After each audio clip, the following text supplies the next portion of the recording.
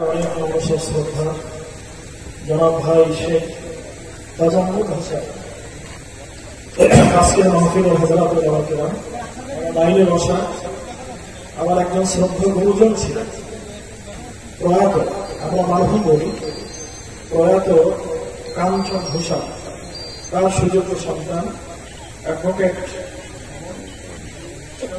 ঘোষাল আমার সামনে লাইনে বসে আছে। আমাদের সাবেক চেয়ারম্যান জনাব লুৎফর রহমান ভাই, আমার স্নেহস্পদ বর্তমান চেয়ারম্যান বর্তমান মজনুর রহমান মালি, পাশে আছেন আপনাদের প্রিয় মানুষ কবির হোসেন মিলন, পাশে আছেন কে আছেন শুক্রিয়া বাংলা স্কুলের সম্মানিত শিক্ষক, পিছনে যারা বসে আছেন, চেয়ারম্যান প্রার্থী যারা আছেন, অনেক মুরব্বীরা সামনে বসে আছেন, অনেক গুরুজন। আজকের মাহফিলটা আয়োজনের সাথে যারা আছেন, এই এলাকার হিন্দু মুসলমান সকলে মিলে মাহফিলটা কিন্তু আয়োজন করছে। আমরা একদম সামগ্রিক স্টেজে পেয়েছি। আমাদের বাবুল স্কুলের শিক্ষক রমেশ বাবু আছেন, পিছনে আরেকজন মুরব্বী আছেন হরিপদ দাস, উনি আমার মতো পরিচিত। তো এরকম স্টেজ কিন্তু আমরা খুব কম পেয়েছি। কি বলেন, কি আপনারা কিছু বলছেন না? সব স্টেজে এরকম মানুষ তো পাওয়া যায়। আমরাও বাংলাদেশে এখন অনেক প্রোগ্রাম করছি, যে প্রোগ্রামে আমরা থাকি, অর্থাৎ মুসলমানরা থাকে, হিন্দু ধর্মের পুরোহিত যারা বড় বড় জ্ঞানী মানুষ, পণ্ডিত মানুষ, তারা থাকে। আমি এরকম অনেক প্রোগ্রাম অংশগ্রহণ করছি এবং বিভিন্ন ধর্মের দায়িত্বের সাথে একসাথে বসে আমরা কথা বলি। মানবতার কল্যাণে, মানুষের জন্য, দেশের জন্য, দেশের কল্যাণের জন্য, মানুষের মঙ্গলের জন্য আমাদের কে হিন্দু, কে মুসলমান, কে বৌদ্ধ, কে খ্রিস্টান, এটাকে আলাদা করার কোন সুযোগ নেই। আমরা মুসলমান মানবিক কারণে একজন মানুষ মুসলমান হিসেবে তিনি যে সেবা পাবেন, একজন অমুসলিম তার মেয়ে যদি সেয়ানা হয়, তার অভাব হয়, কষ্ট হয়, শারীরিকভাবে তিনি যদি রোগগ্রস্ত হন, একজন মুসলমান যেমন হকদার সেবা দেওয়া, ইসলামী রাষ্ট্র হলেও সেই রাষ্ট্রের দায়িত্ব হলো, সেই সমাজের মানুষের দায়িত্ব হলো ওই অমুসলিম ব্যক্তিকে সমানভাবে দায়িত্ব পালন করা।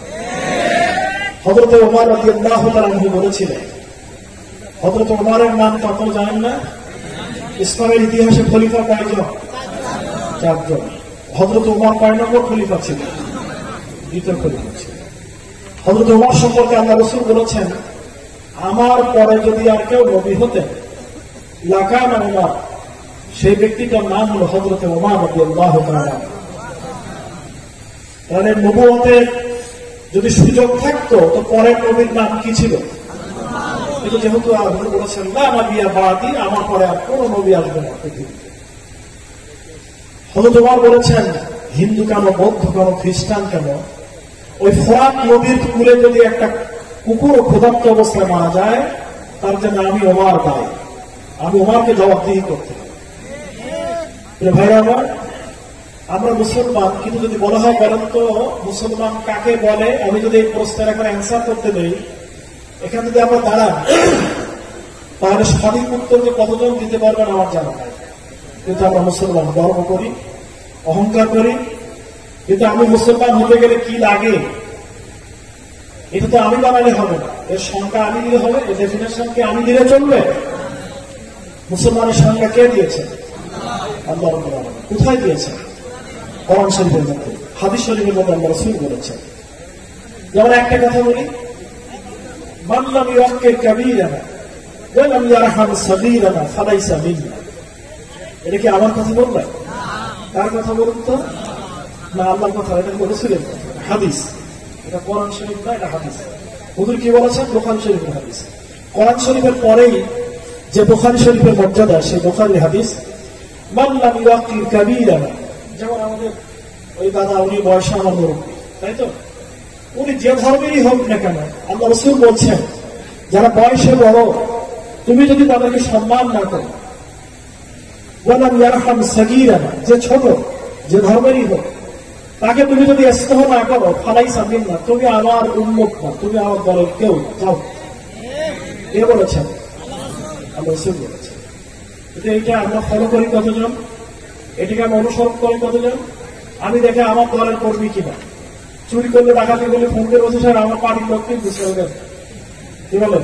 আমার দল করে কিন্তু তাকে ছেড়ে দেন, তাই তো? আমি কোনো দলকে বলছি, কিন্তু আমরা এরকম বলার ভাষা আছে কিন্তু, যে এসপি সাহেব, অমুক সাহেব, তমুক সাহেব, বড় চেয়ার থেকে ভাড়া দিয়ে বলা যায় আমার পার্টির লোক, আমার দলের লোক, তাকে ছেড়ে দেন, এরকম বলি না? না, সত্যের সাথে অসত্যের সাথে ভাগাভাগি। এখানে যে অন্যায় করেছে সে অপরাধী। আমি আপনাদের সামনে সহিহ মুসলিম শরীফের একটি হাদিস পেশ করি। হাদিসের আরবি বলে সময় নষ্ট করতে চাই। আপনাদের দাঁড়িয়ে আছেন, বসলে ভালো দেখা যায়। আদব হচ্ছে যদি কোনো বিশেষ কষ্ট না থাকে আপনারা বসে পড়েন। যারা দূরে আছেন বসে কথা শুনলে কথাটা বোঝা যায়। তা না হলে এক এক মনে করবে এক একজন, যে মুহাম্মদ সাহেব এই বলে গেছেন, এই বলছেন, এই তার মানে এক একজন এক রকম মানে করবে, তাই না? শুনবে একই কথা কিন্তু মানে করবে বিভিন্ন রকম। সেজন্য কথা শোনেন, বোঝেন এবং মানার চেষ্টা করেন। একটা চুরির সালিশ বিচার আসলো রাসূলের কাছে। যে মেয়েটি চুরি করেছিল তার নাম হলো ফাতিমা। রাসূলের এক মেয়ের নাম কি ছিল? ফাতিমা। এই মেয়েটি কুরাইশ বংশের মেয়ে। কুরাইশ বংশের মেয়ে নাম হলো কি নাম বলে? ফাতিমা। বনি মাখজুমিয়া গোত্রের একজন মেয়ে চুরি করছে। চুরি করার পরে আল্লাহ রাসূল সিদ্ধান্ত দিলেন, যদি 10 দিরহাম পর্যন্ত কেউ চুরি করে, 10 দিরহামের নিচে চুরি করলে তার হাত কাটা যাবে না। 10 দিরহাম মানে হচ্ছে 10 ভরি রৌপ্যের জায়গা। এবং যদি পেটের দায়ে সত্যি অভাবের জন্য যদি সে চুরি না করে, এখন খাদ্য নাই, পানি নাই, সে বুভুক্ষ, তার কেউ সাহায্য করছে না, অভাবের দায়ে একান্ত ভাবে বাধ্য হয়ে লোকটি চুরি করেছে, হয়তো তোমার হাত কাটা আমি মোহিত করেছি। দেশে এখন বুভুক্ষ, দেশে এখন অভাব, দেশে এখন দারুণ সমস্যা, দেশের স্বাভাবিক আইনকে এখন মুলতবি করা হলো। এরকম করা হয় না জরুরি পরিস্থিতিতে? আমাদের সরকার করেন না? এখন করোনার কারণে অনেক বিধিনিষেধ আরোপ করা হচ্ছে না? এটা তো আমাদের কল্যাণের জন্য।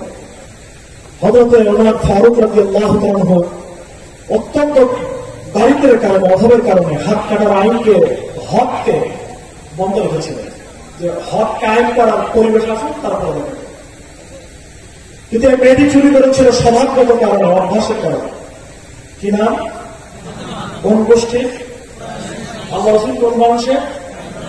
কুরাইশ বংশে। ধরে নেন জামাত ইসলামের লোক। আমি মুহাদ্দিস আব্দুল খালেক, আমি একজন জামাত ইসলামের দায়িত্বশীল, আমার একজন দলীয় কর্মী চুরি করেছে। এবার আমি ওসিকে কি বলবো?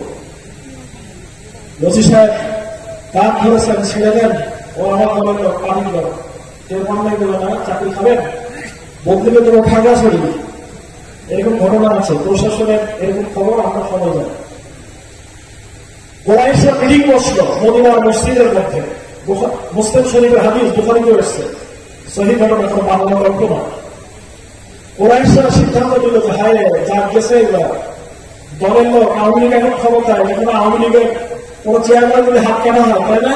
মধ্যবর্তীর যদি হাত কাটা হয়, গণ চুরি করেছে, তাহলে আওয়ামী লীগ গুলো শুনবে যার যাওয়া মধ্যবর্তী হাত কেটেছে গণ চুরি করার জন্য, শিক্ষিত বাসা।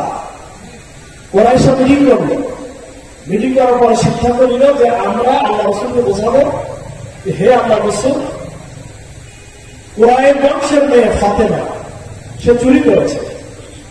আপনি কুরাইশ বংশের সন্তান, আপনি লিডার, আপনি আমাদের প্রফেট মুহাম্মদ সাল্লাল্লাহু আলাইহি ওয়াসাল্লাম, আপনার বংশের লোক চুরি করেছে একটা মেয়ে, এর যদি হাত কেটে দেওয়া হয়, বা হাতের কবজি পোশাক খুলে দিতে হবে। সো সমর্থক কারণে চুরি করেছে, অনেক কারণে ওর হাত কেটে দেওয়া। একটা যদি হাত কাটা লোক থাকে, আগুনটাকে নিয়ে নেয়, তো বলতে পারবে সালিশ করা লাগবে, ওইখানে যথেষ্ট। সেজন্য ইসলাম যে দণ্ডবিধি, যে হক জারি করেছে, এটা এই হক কায়েম হবে হিন্দু, মুসলমান, বৌদ্ধ, খ্রিস্টান সকলের। এইটা বাদ যাবে না কেউ। এটা হক যেটা ইসলাম কোরআন যেটা ঘোষণা করেছে, জাতি, ধর্ম, বর্ণ নির্বিশেষে সকলের উপর প্রয়োগ।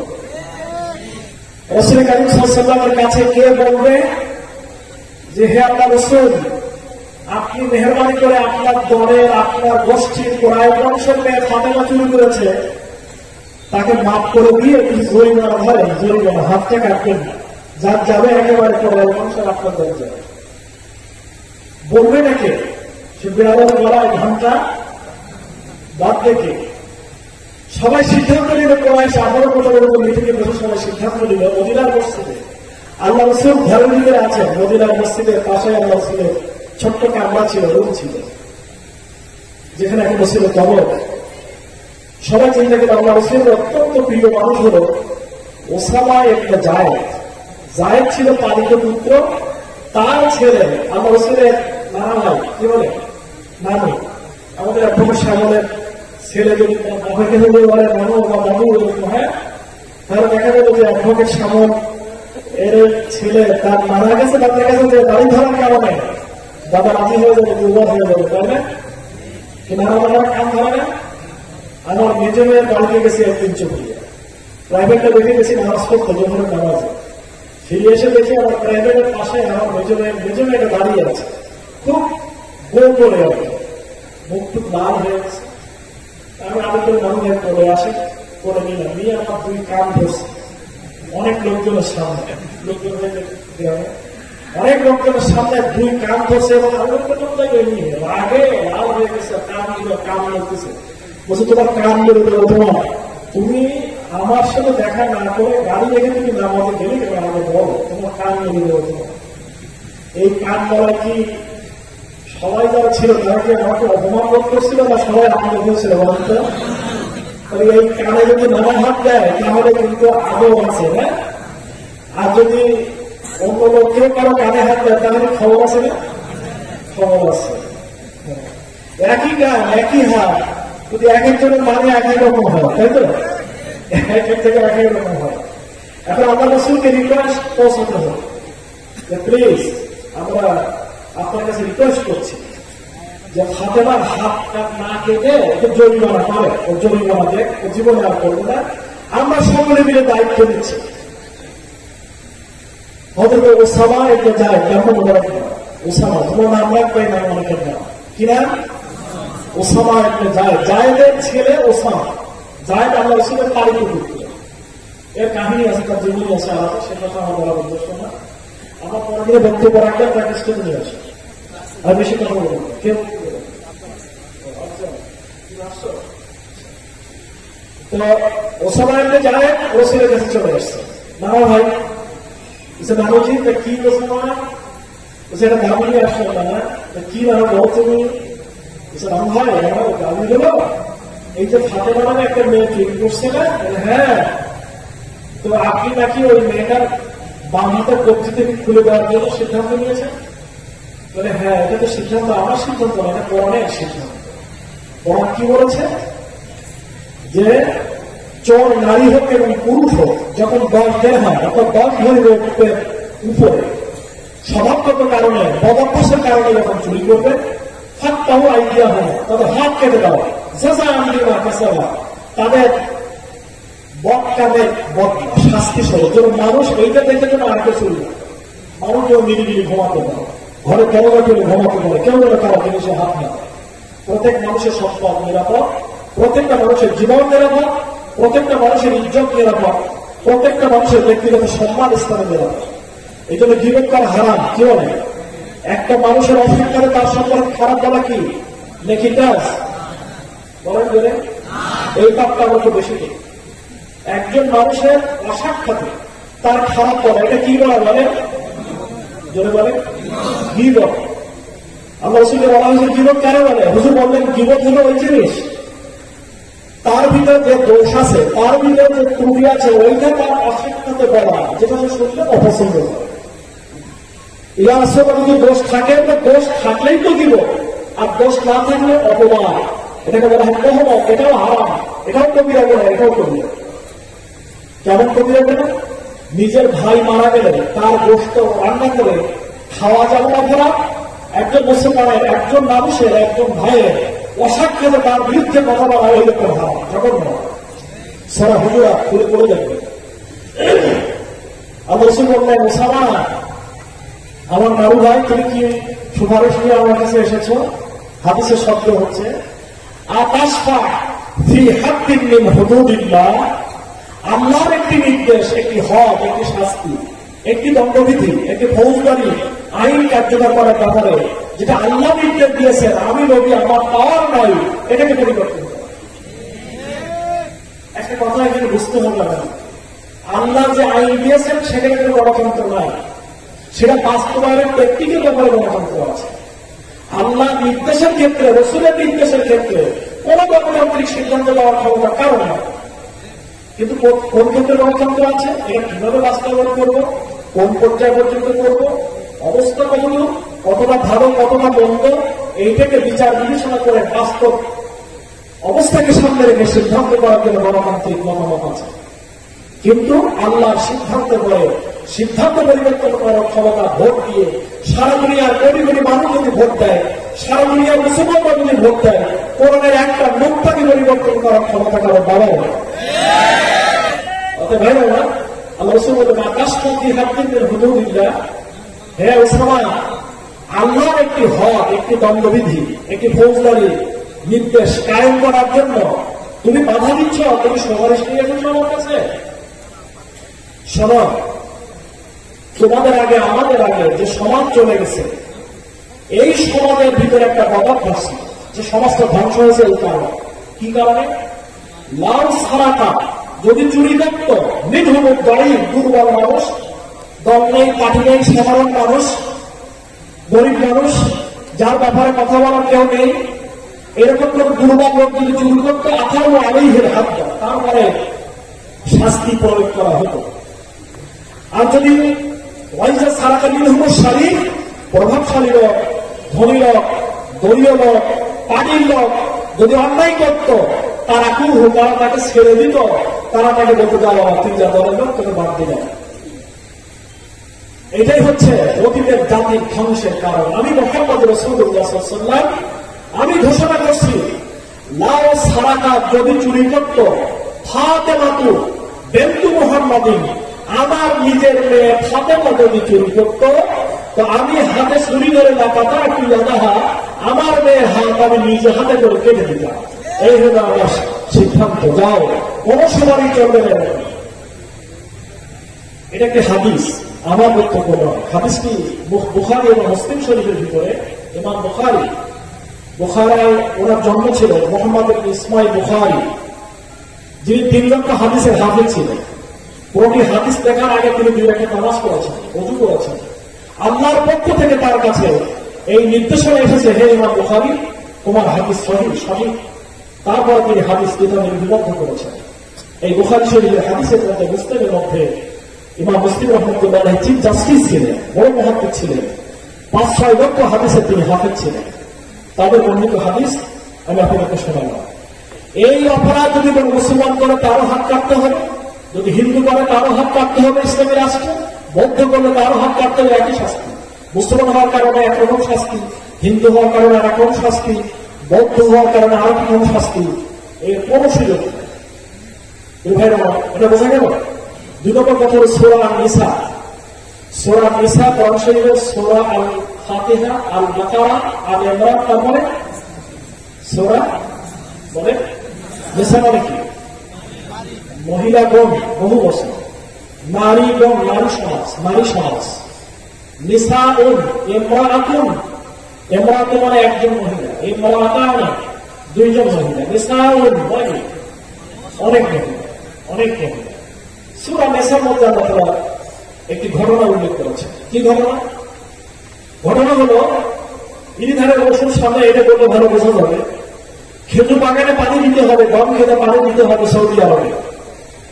ওখানেও আপনার যে আমরা জেদ্দায় কি নদী বলে এটাকে, লোহিত সাগর নাকি, জেদ্দার যে নদী আছে, এই নদী থেকে পানি ড্রেন করে সৌদি আরবের বিভিন্ন জায়গায় পানিকে সাপ্লাই দেওয়া হয়, মানে এটাকে পিউরিফাই করে। তো এই পানি নির্ধারের গম খেতে খেজুর বাগানে পানি যাচ্ছে, নালা, মেন নালা, এগুলো আছে নির্ধারে পানি দেওয়ার জন্য।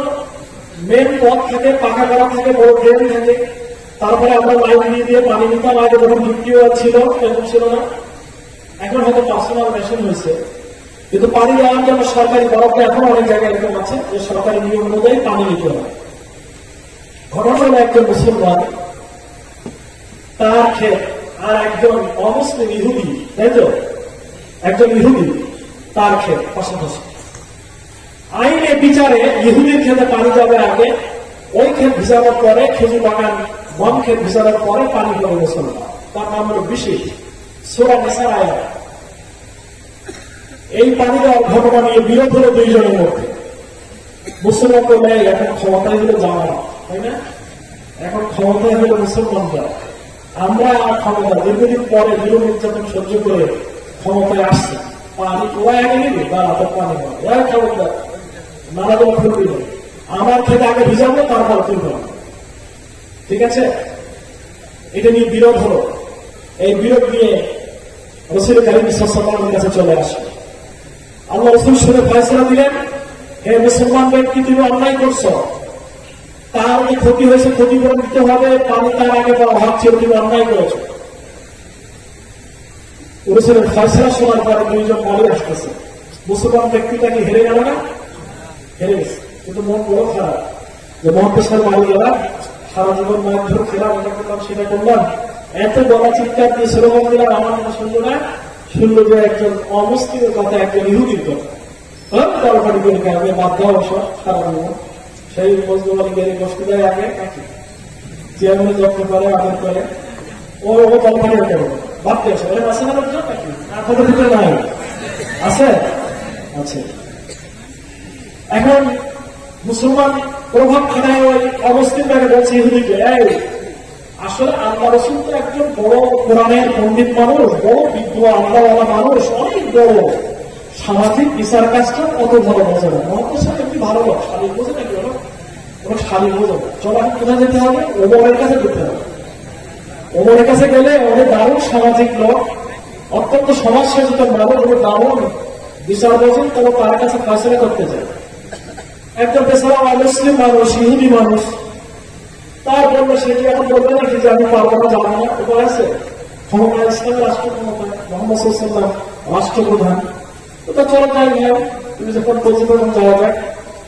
হবে তো ওমারের কাছে যে বলার পর ওমর শুনতেছেন, আচ্ছা আরে ভাইরা তোমরা দুইজন আমার কাছে আসার আগে কোথায় গিয়েছিলে নাকি? তখন বলতেছে ইহুদিটা বলছে ভাই ভাই যে হ্যাঁ হুজুর, আপনার কাছে আসার আগে আপনাদের নবী মুহাম্মদ সাল্লাল্লাহু আলাইহি ওয়াসাল্লামের কাছে আমরা গিয়েছিলাম। উনি কি বলছিলেন? তো উনি এই রায় দিয়েছেন, এই রায় দিয়েছেন, দাঁড়াও আমি উত্তম রায়ের জন্য বাড়ি থেকে আসি। কি বলেন তো? কি উত্তম রায় দুধ করা নিয়ে আসছিলেন না? হ্যাঁ বলেন, কি নিয়ে আসছিলেন? এই যে আপনারা জানেন যে আজ আপনারা তো বড় মামলা হয়ে গেছে, অনেক শোনার তো। এই জন্য আমি এখন অস করি না, আমি তো আসলে শিক্ষক মানুষ, আমি কিছু ক্লাস নেই, গলায় সুর আমার কাজ নয়, কিন্তু আমি সুর দিয়ে অস করা পছন্দ করি না। খাওয়া গেলে সময় নষ্ট, এই জন্য আমি এটা পছন্দ করি না। একসময় সুর তুলতে অস করতাম, সুর কতগুলো খেতে পারতাম ভালো, কিন্তু এখন আর সুর দিয়ে খাওয়া সময় নষ্ট করা মনে হয়। এই জন্য মানুষের দিলের মধ্যে কিছু কথা ঢুকানো হয়, সেজন্য বাইরের কথা বলা পছন্দ করি। ক্লাস নেই, পরে তো 40 বছর শিক্ষক হবে, আমি 40 বছর হাদিসের শিক্ষক, 40 বছরের শিক্ষকতা অভিজ্ঞতা আমার আছে। সেটা দশে বলছিলেন আমার কাকা মোহাম্মদ সাহেব দাঁড়ান তো, দাঁড়ালাম বলছে আপনি কয় বছর শিক্ষকতা করেন? আমি বললাম 40 বছর। ওরে বাবা 40 বছর? হ্যাঁ। সাথে মামলা করে 38টা ছিল, এখন 56 দাঁড়াইছিল, এখন কত আছে জানি না। আরে 56টা মামলা, 100 নিয়োগ ছিল, 100 করিনি, কিছু কম আছে। উনি হাসতেছেন, জাজ এডিশনাল 2, হ্যাঁ উনি কোর্টের ভিতরে মন্তব্য করেনি। এরপরে ক্ষমতা ফারুক ধারালো তরবারি এক কবিজন্য গলা কেটে নিয়ে এসছে, এসে বলছে মুসলমানকে, বলো তো ইহুদি যা বলছে সত্য কিনা? বলছে হ্যাঁ সত্য। তুমি আল্লাহ রাসূলের সিদ্ধান্ত না মেনে আমার কাছে আসছো কেন? তুমি জানো মা কানা লিলমুমিনিন ওয়ালা মুমিনাতিন ইযা কাদা আল্লাহু ওয়া রাসূলুহু আমরান আন ইয়াকুনা লাহুমুল খিয়ারাতু মিন আমরিহি। এই আয়াত জানো? হ্যাঁ জানো। কি এর মানে জানো? কি কোন মুসলমানের কোন অধিকার নেই আল্লাহ এবং আল্লাহ রাসূল যে সিদ্ধান্ত নিয়েছেন এটাকে পরিবর্তন করার কোন বাবার ক্ষমতা কারণ। অতএব তুমি কোরআনের আয়াতের বিরুদ্ধে অবস্থান নিয়েছ, রসুলকে অসম্মান করেছ, রসুলের রায়ের বিপক্ষে তুমি আমার কাছে আপিল নিয়ে এসেছ, তুমি মোরতাদ, তুমি মুসলমান নাই। ইসলাম থেকে দূরে সরে গেলে তার শাস্তি হলো তরবারি দিয়ে হত্যা করা। অতএব তুমি দাঁড়াও, ঘাড় নিচু করো, ওটা একই লোকে তার থর থেকে মুখ আলাদা করে দিবে। কোন মুসলমান পাকামি ইহুদি জিতে গেল, শুধু জিতে গেল না, তার সামনে তার কল্লা ঘর ফল করতে পারবে তার সামনে। দিস ইজ ইসলাম নাকি? This is beauty of Islam. এটাই হলো ইসলাম, এটা ইসলামের সৌন্দর্য। আমাদের সামর্থ্য আছে, দাদা সন্তান সমতুল্য, তার বাবাকে লক্ষ্য করি। আমি একদিন ওনার কাছে এসেছি, আমার দেখলে দারুণ ভয় লাগবে। কাঞ্চনবাবু যখন দেখছেন না, কারা কারা গেছে হাত ধরুন তো, কাঞ্চনবাবু ওরা দেখলে আমার ভয় লাগছে। চেহারা তো সাংঘাতিক বিদেশে যাবো, উনি আমার খুব স্নেহ করতেন। উনি তখন ঝেনাইদায় ডাকো নাকি একটা পোস্টিং ছিল, ঝেনাইদায়। তো আমি আসছি করোনা থেকে জোয়ার নামাজ পড়ে, উনি তো আসছেন বাসে। আমার এ হচ্ছে ওনার সাথে করে আমার দেখা না হয়, কিন্তু উনি নেমে দাঁড়িয়ে আছেন আমার। আমি আমার মাগরিবের নামাজের সময় হয়ে গেছে। বলছে আমার সাহেব, আমাকে সাহেব বলতেছেন। আমি বললাম আপনি আমাকে সাহেব বললে আমার লজ্জা লাগে, আপনি আমাকে নাম ধরে ডাকেন। বলছেন আপনি কিন্তু বড় মানুষ হয়ে গেছে, আমি তোমাকে নাম ধরে ডাকতে পারি না? আপনি আমাকে খুবই বলেন, মুরব্বী মানুষ। তো চলো একসাথে ধ্যানে যাই দুইজন। আমার অনেক ভয় লাগছে, কিন্তু গেলিও আছে। কিন্তু আমি তো নামাজ পড়ি। তুমি নামাজ পড়ে এসো, আমি দাঁড়িয়ে থাকি। মাদককারী পরের মাথায় উনি দাঁড়িয়ে থাকলেন, আমি মাদককারী বস্তি থেকে নামাজ পড়ে আরো দেরি করছিলাম, দেরি করে তো চলে যাই। দেখলো দাঁড়ায় আছে, তো চলো আমার বাসায় যাও, তোমার কাকির কাছ থেকে কিছু খেয়ে চলে যেল। ওনার সাথে ধ্যানে এসে ভয়ে ভয়ে যেন গায়েটাই না লাগে এরকম করে আমি আমার বাসায় আসছি। ওরা একদিন আমি ওনার বাসায় গেছি, যাওয়ার পরে উনি শেভ হচ্ছে, এক পাশে ওনার শেভ হয়েছে আর এক পাশে সাবানের গাঁজা, হাতে রেজা। এই অবস্থায় উনি দৌড়ে চলে আসছে। আমার কথা শুনেছেন, আমি একজন আমাদের বাড়ির কাজের মেয়েকে বলছিলাম যে কাকাকে যে বলো যে মোহাম্মদ আব্দুল খান গেছে, দৌড়ে চলে আসে। কাকা আপনি এই অবস্থায় ফ্রেশ হয়ে আসেন? উনি বলছে আমি কি বিয়াদব? এই কথাটা বলেছে, আমি কি বিয়াদব? তুমি আমার বাড়িতে আসবো আর তুমি দাঁড়িয়ে থাকবো আর আমি সে ভয়ে আসবো, আমি কি বিয়াদব? কত ভদ্রতার একটা করেছে। কিশোরী মোহন ঘোষাল, তাই ঘোষ, আমাদের প্রশান্ত পিলুদার বাবা, উনি অসুস্থ, আমাকে খবর দিচ্ছেন, আমি আসছি, একটা দাবির নিয়ে আসছিলাম, বড় দাবি। উনি আমাদের বারান্দায় শুয়ে আছে, একটা চৌকির পর। তো আমি পাশে এসে বসার পরে উনি বলছে কি মামা আসছো?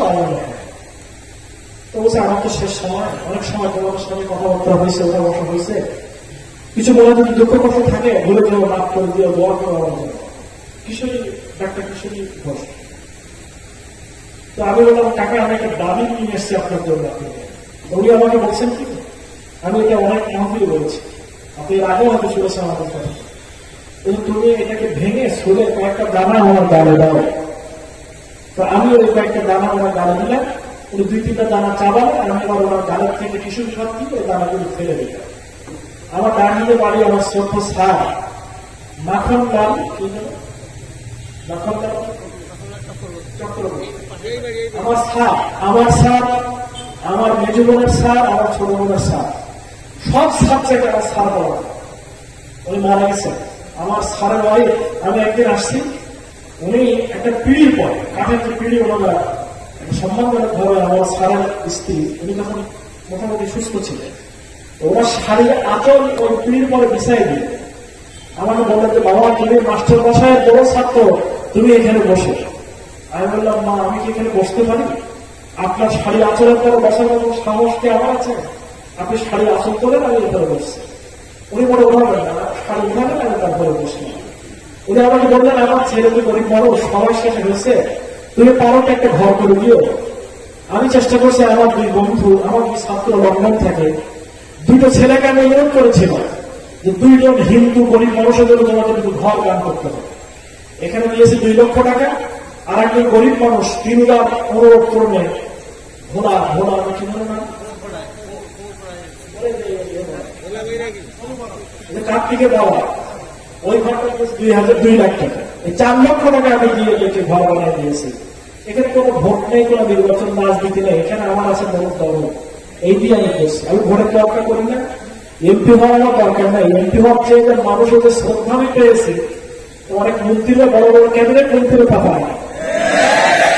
আলহামদুলিল্লাহ আমি এখন খুলনা যেখানে আমার ছোট দল বসবাস করে, এর চারিপাশে হিন্দু ভাইদের বসবাস। তো আমি মাঝে একটা দিয়েছিল, আমি যেতে পারিনি, পরে একটা শাড়ি নিয়ে বৌমার জন্য আর বৌমার স্বামীর জন্য দুটো শাড়ি নিয়ে দিলাম। এই যে মিস খামার সব হিন্দু বসে, ম্যাক্সিমাম হিন্দু বসে গেলে আমার পায়ের পরে ওই মুরব্বী এবং বৌমা দুইজন আমার পায়ের পরে তারা সম্মান জানানোর প্রণাম করল। আমি জীবনে এই কোনো অভিজ্ঞতা আমার ছিল না। আমি বললাম যে আপনারা মুরব্বী মানুষ পায়ে করতেন, বুঝলেন না, এটা আমাদের ধর্মের নিয়ম, কেউ তাকে সম্মান করে তাকে সম্মান করতে। প্রিয় ভাইরা, আমি আজকে সে আমার স্নেহে আমি তাকে বসায় রেখে আর একজন শিক্ষক আছে। মুসলমানরা কোনোদিন হিন্দুদের ভিতরে হিংসা করে না, বিদ্বেষ করে না, তাদের ধর্মীয় ব্যাপারে কোনো হিংসা এবং বিদ্বেষ আমাদের ভিতরে পায়। যারা অমানুষ, যারা মুসলমান মানে মুসলমান নামধারী যারা, এটা সে তারাই। আপনারা আমরা এটার সাথে কোনো বিভেদ নেই। আমি ওনাকে ডেকে নিয়ে স্কুলে নিয়ে আসছি। আমি বললাম ওনাকে ডেকে নিয়ে আসে, আমার স্কুলের পাশে প্রশ্ন করি, চেয়ারম্যানকে সরাই দিয়ে, কবিরকে সরাই দিয়ে ওনাকে তাকে সম্মান দিয়েছি, মুরব্বীকে কষ্ট দিয়েছি সামনে চেয়ারে। এটা আমরা দিল থেকে করেছি, মন থেকে করেছি। আজকে মাহফিলের জন্য শ্যামল বাবু তিনি পারমিশন করে প্রশাসনকে বলে মাহফিলটা এটা ইন্তজাম করে দিয়েছেন, আমরা ধন্যবাদ জানাই আন্তরিকভাবে। এই জন্য এই মহল্লার এখানে অধিকাংশ বুনিয়াদি, তাই তো খানদানি হিন্দু ভাইদের বসবাস। অনেকে সম্মানিত ব্যক্তির আছেন, বানিয়ে কথা বলছি না, মন থেকে কথা বলছি, মন থেকে কথা বলছি, আল্লাহকে সাক্ষী রেখে কথা বলছি। ফলে আমরা ইসলামকে জানার চেষ্টা করি, বোঝার চেষ্টা করি। মুসলমানরাই তারা ইসলাম সম্পর্কে বোঝে না, তাই তো। দুটো ঘটনা বললাম আমি হাদিস থেকে, আমার পক্ষ থেকে বলেছি। একটা বলেছি কি বলবো, হযরতে কার কথা বলেছি, ফাতেমা, কোরআন বংশের মেয়ে, একটা হাদিস বলেছি। আরেকটা কি বলেছি, খেতে পানি দেওয়া নিয়ে একজন ইহুদি এবং মুসলমানের হাদিসের কথা বলেছি। দুইটা হাদিস শিক্ষা আছে এর মধ্যে। আমাদের শিক্ষাটা কি, ওয়ালাউ কানা আবাউকুম ওয়া ইখওয়ানুকুম ওয়া আশীরাতুকুম, হে মুসলমানগণ তোমরা ইনসাফ কায়েম করো। এই ইনসাফ কায়েম করতে যে তোমার বাপ বের পড়ে, তোমার ভাই বের পড়ে, তোমার দাদা বের পড়ে, তোমার চাচা বের পড়ে, তারাও যেন খবরদার তুমি তার প্রতি দুর্বল হয়েও না, ন্যায় এবং ইনসাফকে সঠিকভাবে কায়েম করো। প্রশ্ন, অতএব ইসলাম মানবতার ধর্ম। ইসলাম মানুষের, তাই তো, দুঃখী মানুষের, বঞ্চিত মানুষের, ক্ষুধার্ত মানুষের, অভাবী মানুষের, সকল মানুষের একটা রহমত স্বরূপ। আল্লাহ রাসূলকে আল্লাহ তাআলা পাঠিয়েছেন রহমাতাল লিল আলামিন, বিশ্ব মানবতার রহমত স্বরূপ। বিশ্ব মানবতা তিনি শুধু হিন্দু কেন, বৌদ্ধ কেন, খ্রিস্টান কেন, তিনি একটি গরু, একটি মহিষ, একটি ছাগল, একটা দুম্বা, একটা ভেড়া, এর গায়ে যখন লাঠির আঘাত দেখতেন, তার মুখে যখন আগুনে পোড়ানোর দাগ দেখতেন, তখন আল্লাহ রাসূল বলেছেন এই পশুকে নির্মম ভাবে যে আঘাত করেছে, আল্লাহ যেন তাকে ওইরকম আঘাত করে। হাদিস। আল্লাহ রাসূল বসে আছেন, এক যুবক ছেলে এক পাখির ছানা ধরে নিয়ে এসছে। তার মা পাখি কিসমিস করতে করতে ডাকতে ডাকতে পাখির বাচ্চার জন্য সে এসে একবার রসুলের তার কাছে বসে, একবার এখানে বসে, এখানে বসে হুজুর বললেন, এ কি ঘটনা? ইয়া রাসূলুল্লাহ, আমি তো পাখি প্রিয়, তা আমি ওর বাচ্চাগুলো ধরে নিয়ে এসেছি, কাপড়ের মধ্যে আমার পাখির বাচ্চা। ছাড়ো, দেখছো না ওর মা ওই বাচ্চাগুলোর জন্য কত এ করছে, তুমি বাচ্চাগুলো যেখান থেকে নিয়ে এসছো সেখানে রেখে এসো, ওর মাকে তুমি কষ্ট দিও না। ইরহাম ফিল আরদি, তাই তো, ইরহাম মান ফিল আরদি ইয়ারহামকা মান ফিস সামা। তুমি দুনিয়ার পরে যারা বসবাস করো, সে একটা কুকুর হোক, একটা শিয়াল হোক, একটা জীব হোক, তাকে দয়া করো।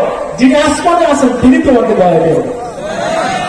প্রিয় ভাইরা, ওই যে একজন বেশ্যা মহিলা, বুখারী শরীফের হাদিস, একজন বেশ্যা মহিলা, তিনি এক পুকুরের ধারে পানি পান করতে গেছেন। ইন্দিরা, ইন্দিরা না, ইন্দিরা গ্রাম না, কিন্তু পাকুয়া আগে ছিল, আমরা পানি খেয়েছি আর কি। আগে মানুষ কিভাবে পানি দিত না, এটাতে খেতে। পাকুয়ার ধারে একজন বেশ্যা মহিলা, যে তার গৃহ ব্যবসা করে, এটা আরব দেশের ওই সময় জাহিলিয়াতে, বর্বর যুগে, অসভ্য যুগে এটা ব্যাপক প্রচলন ছিল। এই বেশ্যা মহিলা পানি পান করতে যে দেখে যে একটা কুকুর চারিদিকে হাত পা মেলায় একেবারে জিহ্বা বেরিয়ে গেছে। হাদিস বুখারী শরীফ। বেশ্যা মহিলাটা দেখলো যে হায় জীবনে তো অনেক পাপ করছি, একটা ভালো কাজ আমরা তো করি। খাড়া ছিল উল মানে রুমাল, এটা আরবদের মেয়েরা বলায়, তাই না? রুমালের মতো কেউ বুঝানো বলা একটা রুমাল আছে, ওরকম ঘাড়ে ওর উলটা ছিল বেশ্যা মহিলা। সেইটাকে দুই ভাগ করছে, মাঝখান থেকে চিরে ফেলেছে। চিরে ফেলে সে অর্ধেক ওর গলায় রেখেছে, আর অর্ধেক এবার পাতকুয়ার ভিতরে নামাই দিয়েছে। কি হলো বলে, পাতকুয়াতে ওই রুমালের মাথা ভিজে গেল না, এবার তুলে এনে নিংলায় ওই কুকুরের গালে সে দিতে লাগলো। বারবার ভিজায়, আবার উঠায়, আবার কুকুরের গালের ভিতরে দেয়। এইভাবে অনেকক্ষণ পানি পান করাতে করাতে কুকুরটা হাদিসে এসছে, সোজা হয়ে দাঁড়ালো এবং সে হেঁটে চলে গেল। আল্লাহ রাসূল বলছেন যে আল্লাহ রাব্বুল আলামিন একটি কুকুরের এই মৃত্যু সায়নে তাকে সহযোগিতা করার কারণে আল্লাহ রাব্বুল আলামিন ওই বেশ্যা মহিলার পিছনে গুনাহকে তাকে সব মাফ করে দিয়ে তাকে জান্নাতের ঘোষণা দিয়েছে। পরে মেয়েটি তওবা করে ভালো হয়ে গিয়েছিল, এই মহিলা ভালো হয়ে গিয়েছিল, পরে সে জীবনযাপন করছিল খুব সুন্দরভাবে। ভাইরা, এটাই হলো this is Islam and this is beauty of Islam. এটাই হলো ইসলাম, এটাই হলো ইসলামের সৌন্দর্য। তো ভাই, আমি কথা বলবো, আমি আসলে বক্তা না। আপনাদের দাওয়াত এখানে যুবকরা কষ্ট করছে, এখানে মুরব্বীরা যুবকরা অনেক কষ্ট করছে আমাকে মাহফিলে নেওয়ার জন্য। তারা অনেক চেষ্টা করছে, ফোন করছে বারবার। আজকে সকালে আবার গেছেন মুরব্বীরা, আমার লজ্জা লাগছে। আমি ডায়াবেটিসের প্রচন্ড ডায়াবেটিস, অসুস্থ মানুষ, আগের থেকে শক্ত করে এসছে, আমার কিন্তু খাওয়া না, বাড়িতে ইনসুলিন দিতে হবে, তারপর আমি খাওয়া হবে। সেজন্য আপনাদের সাথে পেয়ে কথা বলার সুযোগ হলো। আপনারা ধীর স্থির ভাবে পিন পতন দেওয়া হতো এই পরিবেশের মাধ্যমে কথা শোনাচ্ছেন। আমাদের অনেক মায়েরা মনে এসেছেন, আমার মনে হয় আপনাদের চেয়ে মেয়েদের সংখ্যা বেশি হতে পারে নাকি? কি আপনারা হেরে গেলেন ভিতরে? পুরুষরা আপনারা হেরে গেছেন, বলছেন হ্যাঁ আমাদের চেয়ে মেয়েরা বেশি আসছে। আল্লাহ রাসূল ঈদের ময়দানে মেয়েদেরকে আসতে বলতেন, যে তোমরা ঈদের নামাজে মেয়েদেরকে দাওয়াত দাও, যারা অপবিত্র তাদেরকেও আসতে বলো, যাদের রুমাল নেই তাদের রুমাল হাওলাত করে নিয়ে ঈদের মাঠে আসতে বলো। এই পর্যন্ত দাওয়াত দিয়েছেন যে মেয়েরা অপবিত্র, তারা নামাজ পড়বে না, তারা দোয়া শরীক হবে। আর যাদের রুমাল নেই তোমরা আরেকজনের কাছ থেকে ধার করে তোমরা ঈদের মাঠে চলে এসো। হুজুর ঈদের নামাজে মেয়েদেরকে পর্দার ভিতরে রাখতে, পুরুষের পিছনে মেয়েরা দাঁড়িয়ে নামাজ পড়তো। হযরত বেলালকে শেষে বলতেন, বেলাল তুমি যাও। বেলাল ছিলেন কি বলে আমাদের দেশে যিনি খান সংরক্ষণ করে, কি বলে যিনি অর্থ সচিব, না ব্যাংকের গভর্নর। হ্যাঁ, আল্লাহ রাসূলের ধনভাণ্ডারের চাবি থাকতে হযরত বেলালের কাছে। আমরা বলবো বাংলাদেশের ব্যাংকের যিনি প্রধান থাকে তাকে গভর্নর, হ্যাঁ গভর্নরের দায়িত্ব পালন করছেন হযরত বেলাল। বেলালের চেনেন তো? হ্যাঁ, বা চিফ অ্যাকাউন্টেন্ট, হ্যাঁ গভর্নর অথবা চিফ অ্যাকাউন্টেন্ট যেভাবে। হযরত বেলাল আবিসিনিয়ার বাড়ি, নাক চাপটা কালো, দেখতে ইচ্ছা হয় না। বেলাল, তাই তো? আল্লাহ রাসূলের মাধ্যমে মদিনার মসজিদের মুয়াজ্জিন হয়। সুবহানাল্লাহ। গোলাম, গাবন্ধ, রাখাল, ছাগল চালাতো। এই বেলাল ইসলাম গ্রহণ করার পরে বেলাল যুবক, তরুণ, কণ্ঠ ভালো। বেলালকে আল্লাহ রাসূল ডাকতে দিলেন, তিনি মদিনার মসজিদের মুয়াজ্জিন। সুবহানাল্লাহ। আল্লাহ ইকবাল বলেছেন, আমাদের কথা বন্ধ করে ফেলে বিরাদবি করছি না? হ্যাঁ, আফজাল পিছনে আছে, আফজাল হুজুর আমি বসে যেতে বলছি। হযরত আল্লাহ ইকবাল রাহমাতুল্লাহ আলাইহি বলেছেন, রাহ গয়ি রাসমে আজা রূহে বেলালি না রহি, ফলসফা রাহ গিয়া তালকিনে গজ্জালি না রহি। এখন আজান আছে, অনেক মসজিদে মাইকে আজান হয়, কিন্তু বেলালের সেই মন নিয়ে ভালোবাসা নিয়ে আজান আছে।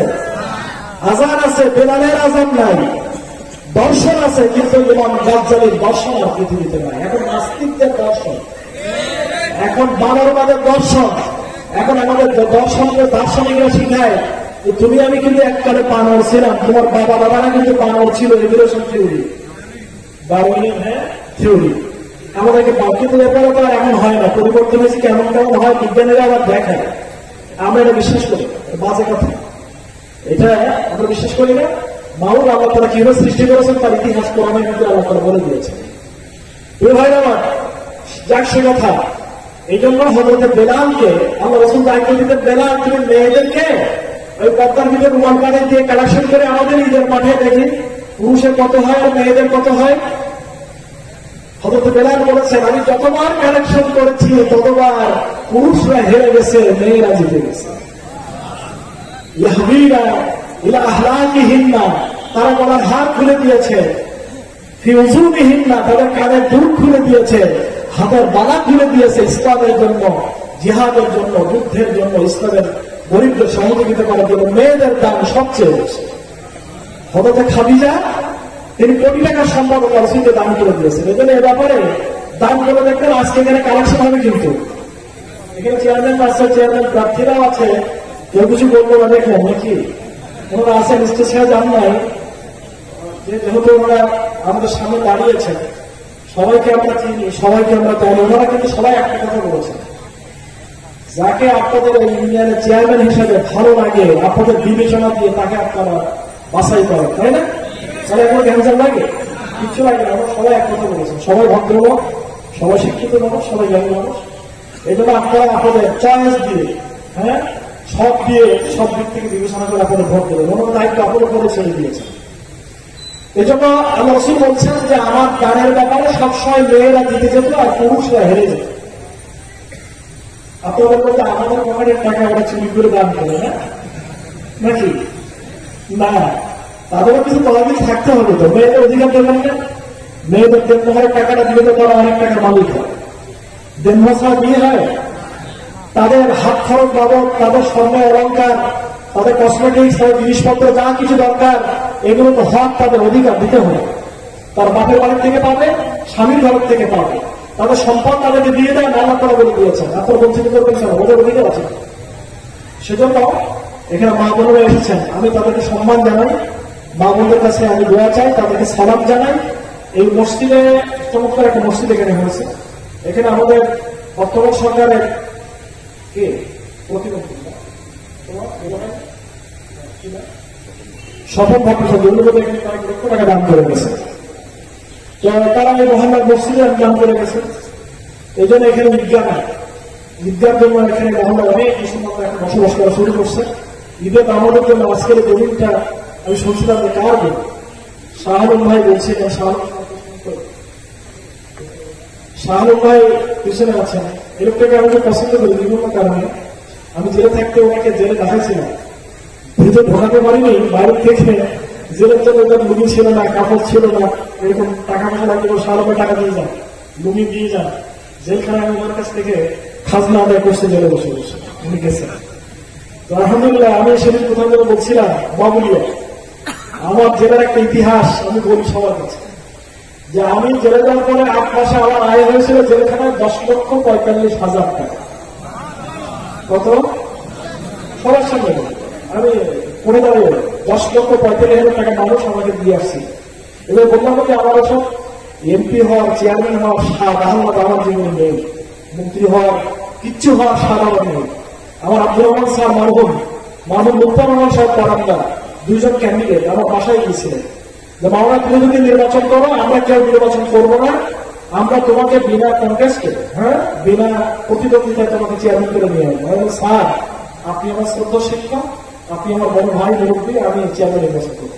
আমার আম্মা বলে খোকা মানুষের চেয়ারম্যান করে কাজ আমি চাই না, তোর মানুষ মা বলে আমি এটা চাই, তুই খবর করে চেয়ারম্যান হতে আসতেছে। ভালো কাজ, খারাপ কাজ না, কিন্তু আমার আম্মার যুগের ছিল এটা ভালো কাজ, না হলে কর্ম হবে না। আমার তার দিনদার, পরহেজগার, আল্লাহ তারা ভয় করে, যে ওয়াজ করলাম দল বাড়ি চেনবে না, বলতো সব বলে দেবে, তুই আমার দললোক কি হয়েছে, চুরি করছিস, থানায় যাও, ধরে দেবে, পিঠ পথে বেঁধে থানায় চালাতে। আমরা এরকম চেয়ারম্যান চাই। বিএনপি চিনি না, জামাত চিনি না, আওয়ামী লীগ চিনি না। দুষ্টকে শাসন করতে হবে, ভালো মানুষকে নার্সিং করতে হবে। সে আওয়ামী লীগের হোক, সে জামাতের হোক, বিএনপির হোক, যে দুষ্ট তার দুষ্ট শাসন করতে হবে, শিষ্টদের তাকে পালন করতে হবে। এই দুষ্টের দমন আর শিষ্টের পালন যারা করতে পারবে, দল পানি যারা দেখবে না, যারা নিজেরা খাবে না, রড খাবে না, সিমেন্ট খাবে না, কি বলে কম চোর হবে না। আমাদের ভোলা চেয়ারম্যান নজরুল সাহেব, প্রফেসর নজরুল সাহেব, বাংলা প্রফেসর নজরুল ইসলাম সাহেব বাংলার প্রফেসর ছিলেন যিনি কলমা কলেজে। উনি বলতেন, ভাই আমি তো ঘোড়া চেয়ারম্যান, চেয়ারম্যান মানে জানেন, চেয়ারম্যান মানে হলো বংশর। উনি বলতেন যে চেয়ারম্যান থাকে, মানুষ এরকম মনে করে চেয়ারম্যান মানেই বংশ। মাঝে আমরা শুনলাম যে বর্তমানে খালেদ তলায় তেল পাওয়া গেছে, এরকম কি আপনারা বলছিলেন না? আমাকে তেলগুলো নিয়ে গেল যা বলবা এরকম, মানে এই কাজটা এমন হয়ে গেছে ভালো মানুষের কাজ, কিন্তু আপনার এত ভালো মানুষটা ওখানে যায় কেন? আমিও কিন্তু অস্বীকার করছি না, আমিও কিন্তু অবজ্ঞা করি না, আমিও কিন্তু জোর করে এমপি ক্যান্ডিডেট বানাইছি, আমি কিন্তু দলগত ব্যবস্থা করেছি আমি এখানে যাবো। আল্লাহ তাআলা মেহেরবানি, আমি মানুষের হিন্দু বৌদ্ধ খ্রিস্টান গরিব দুঃখী কিশোর তরুণ মানুষের যে ভালোবাসা আমি পেয়েছি, আমি যেটা ফিল করি এটা বহু মানুষ জীবনে পায়। আমি অসুস্থ হয়ে গেলে আমার বাসায় মানে প্রতিদিন 1 লাখ করে খাদ্য এর জন্য যেত, মানে পড়তো। আমি সৌদি আরবে হজ করতে গেলাম, প্রতিদিন এরকম 1 লাখ করে ফল ফলাদি জমা হয়ে যেত। আমার ছাত্ররা সৌদি আরবের 117 জন ছাত্র সৌদি আরবে হজ করতে যে আমি তাদের সাক্ষাৎ পেয়েছি। ভাইরা আমার এই জন্য এর ব্যাপারে আমার কোনো নাই, আল্লাহ তাআলা আমাকে যা দিয়েছেন সেটা হচ্ছে আপনাদের দোয়া, আপনাদের ভালোবাসা, আলহামদুলিল্লাহ। এই জন্য এইটার জন্য আমি অপছন্দ করছি না, কিন্তু আমি বলছি যিনি আমানতদার, যিনি সততা, যার ব্যাপারে আপনাদের একই থাকবে যে এই লোকটা সবচেয়ে বেশি আমানতদার, তার বাড়ি কাশলপুর হোক, তার বাড়ি চুপুরে হোক, তার বাড়ি বক্সারায় হোক, তার বাড়ি যেখানেই হোক, আপনারা ইমান দিয়ে বিচার করবেন যে লোকটা এ ব্যাপারে আমরা আস্থা ভজন এবং ভালো মানুষ বলে মনে করি, পরীক্ষিত লোক, তাকে বাদ দিয়ে অন্যকে ভোট দিলে কিন্তু কবিরা গোনা হবে। আপনি আমানত খেয়ানত করবেন যে একজন যোগ্য লোককে বাদ দিয়ে একজন অযোগ্য লোককে আপনি ভোট দিলেন, তার অপকাজে ভোট বলেছেন সেটা পাপ কাজ করবে, তার ভাগ আপনাকে নিতে হবে, আপনি তাকে বানাইছেন। আপনি জানেন এ চোর, এ বদমাইশ, এ শয়তান, এ দুষ্ট, এ অন্যায় করেছে, মানুষকে জেলে দিয়েছে, অন্যায়ভাবে মামলা দিয়েছে, এরকম দুষ্ট লোককে চেয়ারম্যান বানাবেন। যারা আছে আমাদের সাথে তাদের মধ্য থেকে বাছাই করে আমরা ফেরেশতা, আমিও ফেরেশতা, আমার অপরাধ আছে, কিন্তু অপেক্ষাকৃত তাই তো। পাশে দুটো বোতল আছে, এক বোতলে হলো কেরোসিন আর এক বোতলে ডাইমেট্রো, কি বলে? এক বোতলে কেরোসিন আর এক বোতলে হলো ডাইমেট্রো। আপনি দারুণ পানি পিপাসা লেগেছে, আপনি কোনো পানি খাচ্ছেন না, একটা খেতেই হবে, কি খাবেন বলে কি খাবেন? সবাইকে বলছেন কেরোসিন খাবেন। কেন? একটু গন্ধ ভট্টা গন্ধ লাগলেও বন্ধু হলেও অন্তত ডাইমেট্রোর হাত থেকে বাঁচা যাবে, তাই না? এদের ডাইমেট্রো না, কেরোসিন হলে ভালো। অথবা পাচ্ছেন যেটা ভালো জিনিস থাকলে সেটা গ্রহণ করি, কিন্তু আমরা জানি যে লুটপাট করছে এ ছেলে, এই ব্যক্তি এই ক্ষতি করছে, এই অন্যায় করছে, আমানত খেয়ানত করছে, দুষ্টুমি করছে, চুরি করছে, অন্যায় করছে, বিশেষ সময়ে বিশেষ গাছ কেটে গেলে টাকা জমা করেছে, রাস্তার গাছ চুরি করেছে, এরপরে হচ্ছে হিন্দুদের ঘরে আগুন দিয়েছে, মুসলমান আওয়ামী লীগের বাড়িতে আগুন দিয়েছে, এরকম জামাত ইসলামের হোক যাই হোক তাকে ভোট দেবে না। এরকম লোককে খবরটা আপনারা পাশে প্রশ্রয় দেবেন। যারা ওই সময় মানুষের ন্যায় এবং ইনসাফের সাথে দাঁড়িয়েছে, আমাদের বদনাম করেছে। আমার দুভাল কাকাও আমাকে এক সময় বলেছে, সামনে বলেছি কেন জানি না, মহব্বত সাহেবের ইচ্ছা না থাকলে এটা হয়েছে কি, কিন্তু আমি আল্লাহ নামে সাক্ষী রেখে বলছি এ ধরনের গুনাহে কবিরা গুনাহ আমি করি, এ ধরনের পাপের সাথে আমার কোনো সম্পর্ক না। যারা করছে এ ধরনের কোন ব্যক্তিও যদি সে যে আওয়ামী লীগের হোক, জামাতের হোক, যাই হোক তাকে ভোট দেবে। আমি এর ব্যাপারে বরিষ্ঠ বক্তব্যের সামনে আরো রাখবো প্রয়োজনে। এই জন্য আপনি এ ব্যাপারে কাম সহযোগিতা করবেন, যিনি ন্যায় ইনসাফ আমানতদার, গরিবের বন্ধু, আমানত পৌঁছাতে পারবে, চেয়ারম্যান হিসেবে তার যে দায়িত্ব সেটুকু যে করতে পারবে তাকে আপনার গ্রহণ করবেন। এখানে ইজ্জা দরকার, মসজিদের আরো সৌন্দর্য দরকার। আমি ব্যক্তিগতভাবে আমি গরিব মানুষ, কিন্তু আমার অনেক বট গাছ আছে, বট বৃক্ষ আছে, যাদেরকে বন্ধু তারা কিছু পয়সা দেয়। আমি যা বেতন পাই তা আমার 7 দিনও চলে, প্রায় 40,000 টাকা বেতন। আর এটা সেটা দিয়ে মেয়ে জামাটা কাছে সেই নেই, তুমি আমার 20,000 টাকা দাও, এখানে দরকার দাও। আমার মেয়ে জামাইরা আমাকে এরকম জ্বালান মারে, সেদিন এক জামাকে 20,000 টাকা দেওয়া আমার টাকা পড়ে গেছে। এভাবে মেয়ে জামাই সাথে কাছে বলে টাকা আমারই দেয়, কারণ টাকা দেয় আমার খাওয়ার জন্য করি না। আমার জমি আছে সব মসজিদ মানুষের দিয়ে দিয়েছে। এবার 70,000 টাকা জমি লিজ হয়েছে, সব টাকা মসজিদের মানুষের দিয়ে দিয়েছে, 1 টাকাও নেই, দরকার থাকবে না, প্রয়োজন নেই। আল্লাহ আপনার ভালো লেগেছে, ছেলে ভালো আছে, মেয়েরা ভালো আছে, জামিয়া ভালো আছে। ফলে আপনাদের দোয়া চাই, আমি যেন মানুষের কাছে কোনো পথভাগী না হই, গুনাহের কাজ না করি, অন্যায় না করি। আল্লাহ যেন আমাকে মুসলমান হিসেবে জীবনযাপন করা, একজন মানুষের কল্যাণের জন্য কাজে আসতে পারে, এভাবে যেন আমাকে বেঁচে থেকে তৌফিক দান করে। আমি সকলকে ধন্যবাদ জানাই। অনেক সময় আপনি লম্বা বক্তব্য করতে চাইনি, আমাদের ধৈর্য দেখে, আমাদের চেহারা দেখে ভালো লাগছে, তাকে একটু ভুল চাচ্ছিল, অনেকক্ষণ কথা বললাম, কষ্ট পেলে মাফ করে দিন। এজন্য আমাদের শ্রদ্ধেয় মালি সাহেব যদি আসবেন, অল্প সময়ের মধ্যে প্রধান বক্তব্য এসে গেছেন। আমাদের প্রিয় বক্তা, আমাদের সন্তান সমতুল্য আফজাল, সে বক্তব্য রাখবেন। আপনার সুন্দরভাবে এই মাহফিলকে সফল করবেন। এ পর্যন্ত বলে আমার কথা শেষ করলাম। আসসালামু আলাইকুম ওয়া রাহমাতুল্লাহি ওয়া বারাকাতুহু।